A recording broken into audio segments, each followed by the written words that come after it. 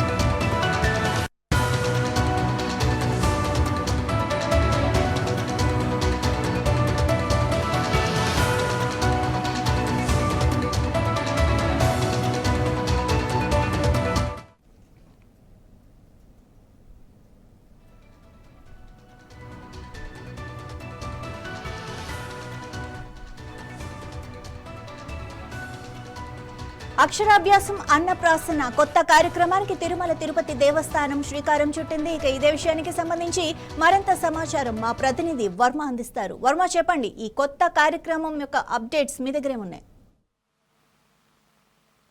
Madhavi, TTD మరో వినూత్న పథకానికి శ్రీకారం చుట్టింది. ఈ రోజు నుంచి తిరుపతిలోని వకుళమాత ఆలయంలో చిన్నారులకు అక్షరాభ్యాసం అన్నప్రాసన కార్యక్రమం చేపట్టనుంది. వకుళమాత సాక్షాత్తు శ్రీవారి మాతృమూర్తి కావడం మనం ఇక్కడ చెప్పుకోవచ్చు. అలాగే తిరుమలతో పాటు ఇతర ఆలయాల్లో కూడా నైవేద్యం, స్వామివారికి సంబంధించి నైవేద్యం కూడా వకుళమాత దగ్గర ముందు ఆ నైవేద్యం ప్రసాదాలు సమర్పించి అనంతరం స్వామివారికి ఇవ్వడం ఆనవాయితీగా వస్తోంది.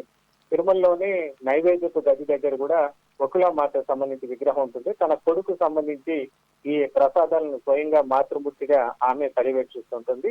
దీని సెంటిమెంట్ ఇదే సెంటిమెంట్ గా టీటీడీ తిరుపతిలో నిర్మించిన వకుళమాత ఆలయంలో ఈ రోజు నుంచి పిల్లలకు అన్నప్రాసన చేస్తే వాళ్ళ భవిష్యత్తు బాగుంటుందనే అభిప్రాయంతో ఈ కార్యక్రమాన్ని ఏర్పాటు చేసింది.